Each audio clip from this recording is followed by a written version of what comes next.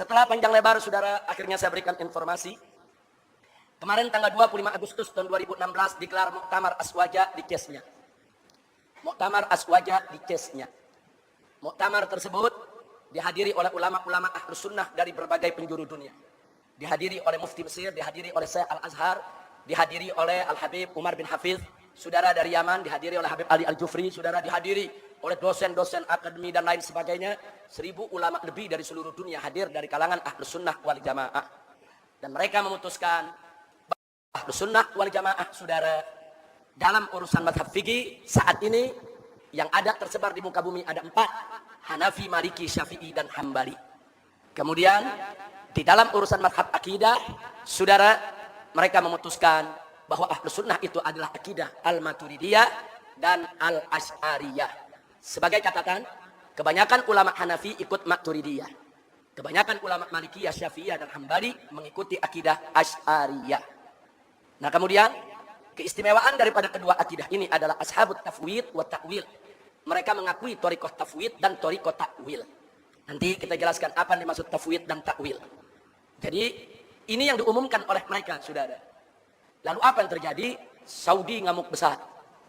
Karena Wahabi Saudi nggak dimasukkan ke Ahlus Sunnah.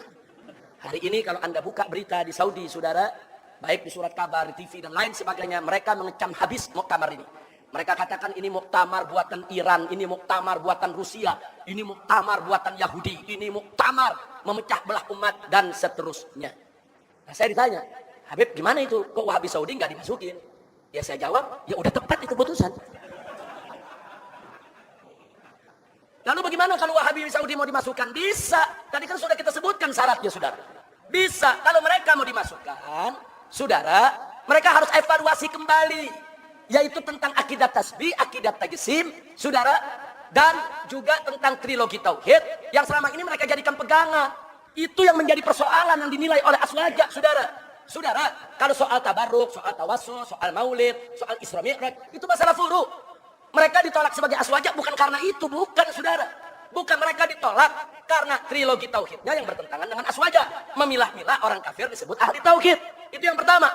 Yang kedua, karena akidah mereka ini beraroma tasbih dan tajsim. Nanti kita buktikan, saudara. Walaupun mereka menolak, mereka menyerupakan Allah dengan makhluk, mereka menjasmanikan Allah dalam rupa dan bentuk, saudara, sehingga mereka ditolak, dikategorikan sebagai Ahlus Sunnah wal Jamaah. Jadi kalau Saudi nggak mau dikategorikan di luar Ahlus Sunnah wal Jamaah, jangan menyerupakan Allah dengan makhluk, jangan menjasmanikan Allah dalam rupa dan bentuk, jangan memilah-milah trilogi tauhid, jangan orang kafir disebut ahli tauhid, dan ada yang tidak kalah pentingnya, jangan seenaknya mengkafir-kafirkan orang di luar Wahabi. Disebutkan bahwa umat Nabi Muhammad akan terpecah belah menjadi 73 golongan. Semuanya akan masuk neraka kecuali satu, yaitu Ahlus Sunnah wal Jamaah. Dan dalam suatu riwayat, ma'ana alaihi washabi, itu sebuah ajaran atau manhaj yang dibawa oleh Nabi dan sahabat-sahabat Nabi. Nah, hadis ini banyak memicu konflik di dalam internal umat Islam. Memicu perbedaan, bahkan perselisihan di tengah-tengah umat Islam.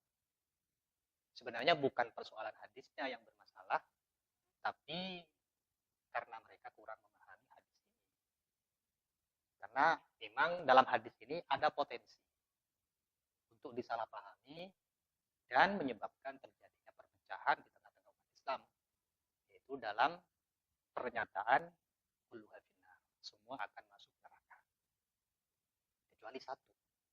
Sehingga umat Islam di dunia ini berebut atau berlomba-lomba menjadi Ahlus Sunnah wal Jamaah, ingin menjadi Ahlus Sunnah wal Jamaah, dan semua aliran akhirnya mengakui bahwa mereka Ahlus Sunnah wal Jamaah, termasuk yang antaranya adalah Wahabi. Padahal konsep keyakinan yang dibangun oleh Wahabi ini banyak penyimpangan-penyimpangan, sehingga tidak bisa keyakinan mereka itu dimasukkan atau salah satu dari yang selamat dalam hadis ini. Oleh karena itu, dalam kesempatan ini saya akan menjelaskan bahwa Ahlus Sunnah itu Siapa? Bagaimana? Karena selama ini ketika berbicara tentang Ahlussunnah, maka banyak yang mengaku sebagai Ahlussunnah. Sehingga yang lebih penting untuk dijelaskan dalam hadis ini adalah bagaimana karakter Ahlussunnah wal Jamaah itu sendiri, sehingga masuk kategori Ahlussunnah wal Jamaah. Nah, kita nanti lihat apakah Wahabi masuk dalam Ahlussunnah wal Jamaah itu atau ma'ana alaihi wasallam. Yang pertama, ciri-ciri dari Ahlussunnah wal Jamaah itu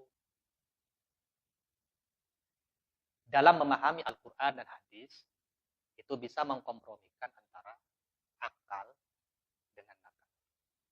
Jadi mereka tidak cenderung tekstual dan juga tidak terlalu menggunakan akal.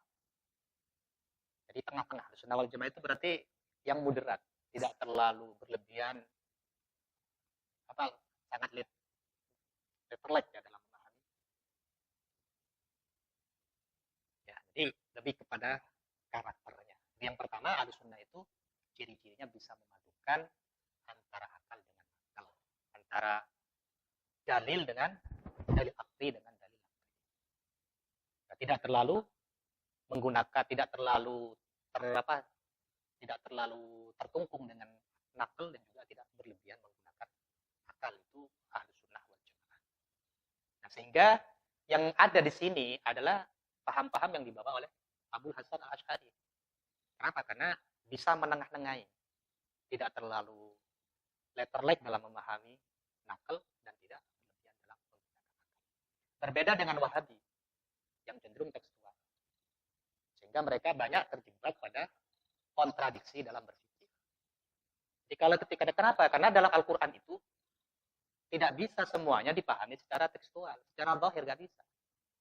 Ketika Al-Quran itu harus dipahami secara zahir, tidak mau menggunakan akal, tidak mau menggunakan takwil, tidak mau menggunakan majaz, maka nanti akan terjebak pada kontradiksi pemahaman, kontradiksi penafsiran. Salah satu contoh misalkan yang populer di kalangan Wahabi ketika mereka mengatakan bahwa Allah di sana, Allah di langit. Allah yajlis alal arsy, duduk di atas arsy. Allah misalkan juga punya tangan. Allah punya mata dalam arti jarihah, walaupun mereka dalam arti yang zahir. Dalam arti yang zahir yang mestinya kan itu sifat itu anggota. Allah di sana kata mereka, Allah ada di langit. Dengan dalil Al-Quran Ar-Rahman Jadi Ar-Rahman, Tuhan Maha Kasih itu berada di atas arsy. Jadi mereka mengatakan ada di langit. Nah, oke, mungkin kita terima. Artinya dengan dalil ini secara zahir memang Allah ada di langit. Oke, kita terima. Tapi ketika memang di dalam Al-Quran harus menggunakan arti-arti yang zahir, maka keberadaan Allah ada di langit ini kontradiksi dengan ayat-ayat yang lain. Misalkan dalam ayat yang lain, wa huwallahu fis sama, wallahu fis sama wa fil wallahu fis sama wa walladzi fis sama'i ilahun. Ya bisa potongan ayat. Dalilnya wa walladzi fis sama'i ilahun wa fil ardi ilahun. Nah, di sini ayatnya menjelaskan secara tekstual itu Allah di langit bukan di atas langit. Allah itu di langit bukan di atas langit. Dan bukan di atas arsy. Wa walladzi fis sama'i ilahun wa fil ardi ilahun. Di bumi itu ada.